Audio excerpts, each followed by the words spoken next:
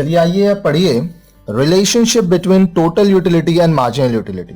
Total utility और marginal utility में क्या क्या रिलेशनशिप होता है। The relationship between total utility and marginal utility is explained with the help of the following table 14.1। अब ये रहा टेबल 14.1, इसको ध्यान से समझिएगा। इकोनॉमिक्स में इस तरह के काफ़ी सारे टेबल्स होंगे जो आपके सामने आएंगे। अगर आप ये टेबल्स को अच्छे से समझ जाते हैं तो इकोनॉमिक्स आपके लिए बहुत ही आसान सब्जेक्ट हो जाएगा और आपको एग्जाम में लिखने में काफ़ी इजी होगा। देखिए यहाँ बोल रहा है यूनिट्स ऑफ ऑरेंज कंज्यूम, आप कितना ऑरेंजेस खरीद रहे हैं या आप कंज्यूम कर रहे हैं, इस्तेमाल कर रहे हैं। मार्जिनल यूटिलिटी, आपका जो यूटिलिटी है यूटिल्स में कैलकुलेट हो रहा है वो यहाँ पर है, टोटल यूटिलिटी यहाँ पर है। ठीक है, जब एक भी प्रोडक्ट नहीं है तो कोई मार्जिनल यूटिलिटी नहीं है, कोई टोटल यूटिलिटी नहीं है। जब एक पीस ऑरेंज आप कंज्यूम कर रहे हो आपका मार्जिनल यूटिलिटी 10 है। अब यहाँ पे 1 यूनिट 10, यहाँ पे टोटल यूटिलिटी 10 हो गया। ठीक है, जैसे ही सेकेंड पीस आप ले रहे हो यहाँ पे 1 से आप 2 तक जा रहे हो, मार्जिनल यूटिलिटी 10 से 8 हो गया। इस दोनों को ऐड किए हम लोग, 10 + 8 18 हो गया। ठीक है, अब देखिए ये और ये ऐड हो गया। जैसे ही 2 से आप 3 के पास जा रहे हो, मार्जिनल यूटिलिटी बता रहा है 6, तो 24 कैसे आए, 18 + 6, 18 + 6। ठीक है, अब जब आप 3 से 4th यूनिट के पास गए आपका मार्जिनल यूटिलिटी 2 हो गया, 24 + 2 26 हो गया। अब यहां पे आप देखिए टोटल यूटिलिटी जो है वो इंक्रीज कर रहा है एट अ डिमिनिशिंग रेट और MU पॉजिटिव है। जब मार्जिनल यूटिलिटी पॉजिटिव होता है तब क्या होता है कि आपका टोटल यूटिलिटी बढ़ तो रहा है लेकिन डिमिनिशिंग रेट में। कहने का मतलब देखिए ये 1 यूनिट पे 10 हुआ तो 2 यूनिट में 20 होना चाहिए था लेकिन 18 हुआ, तो 10 से 18 हुआ लेकिन कम भी हो गया, 8 हो गया, 2 कम हो गया। फिर देखिए तीसरा में आया तो अगर मैं 10 के हिसाब से लूं तो यहाँ 30 होना चाहिए था लेकिन ये और कम हो गया, तो ये बढ़ रहा है लेकिन कम भी हो रहा है। ठीक है, अब 5वां यूनिट पे आपका मार्जिनल यूटिलिटी 0 हो गया। अब आपको कोई ज़्यादा फायदा नहीं हो रहा है, अब आपका जो सेटिस्फैक्शन लेवल है वो निल हो गया है। 26 + 0 26। TU is maximum when MU is 0।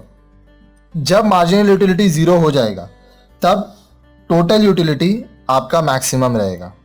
अब 6 नंबर 5 में कोई भी आपको सेटिस्फैक्शन नहीं है, जैसे छठा मिलेगा नेगेटिव जाएगा। तो देखिए 26 - -2। ठीक है, तो 26 में से आप यहाँ पे सिर्फ -t होगा, माफ कीजिएगा, ये होगा 26 - 2। ठीक है, 24 हो गया। तो देखिए TU falls when marginal utility is negative.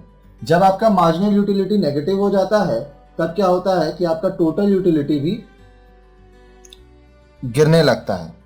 ये बहुत नेगेटिव होता जाएगा तो टोटल यूटिलिटी भी एक लेवल के बाद 0 हो जाएगा और फिर वो भी नेगेटिव हो जाएगा। अब देखिए ये एक चार्ट है जो आपको बहुत बार देखने मिलेगा।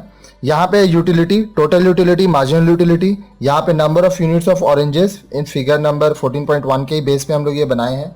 ये है पॉइंट 0 जहाँ पे ना कोई टोटल यूटिलिटी है, ना कोई मार्जिनल यूटिलिटी है, ना कोई और एक भी प्रोडक्ट आप खरीदे हैं या कंज्यूम किए हैं। तो चलिए आइए हम लोग यहाँ से शिफ्ट करेंगे इस तरफ, तो क्या होगा, एक प्रोडक्ट पर हम लोग पहुँचेंगे। एज पर दी टेबल जो हम लोग आगे देखे थे, जब आप एक यूनिट ऑफ ऑरेंज के पास जाते हो आपका जो मार्जिनल यूटिलिटी है वो इस पोजीशन पे आता है। ठीक है, ये कौन सा पोजीशन है, टोटल यूटिलिटी 10, मार्जिनल यूटिलिटी 10। अब आप दूसरे पे शिफ्ट कर रहे हो। दूसरे पे जैसे ही आप शिफ्ट किए आपका क्या हुआ, ये वाला लाइन मार्जिनल यूटिलिटी का है, ये कम होके 8 हो गया यहां पे। ठीक है, लेकिन मार्जिनल यूटिलिटी क्या, 10 + 8 18 हो गया। ठीक है, ये बढ़ गया, ये देखिए ये 8 है, ये 10 है, ये 18 है। आगे के जो टेबल है उसके हिसाब से ही हम लोग कर रहे हैं। फिर मैं यहाँ पे और एक शिफ्ट कर रहा हूँ, ये थर्ड पोजीशन पे क्या है 6 और ये 24।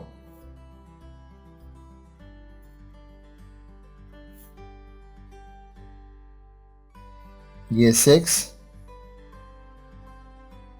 ये 24, ठीक है। फोर्थ पोजीशन 2 26,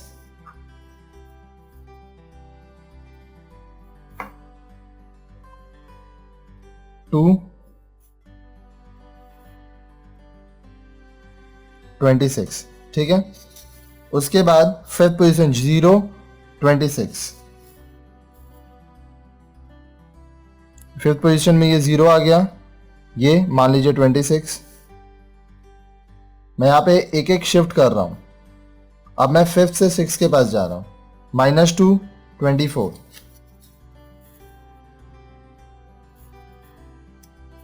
देखिए ये नेगेटिव होकर यहां आ गया -2 और ये गिर के यहां आ गया 24। तो यहां पे क्या बोल रहा है, मार्जिनल यूटिलिटी। अब यहां पे ध्यान दीजिएगा, MU is equal to marginal utility,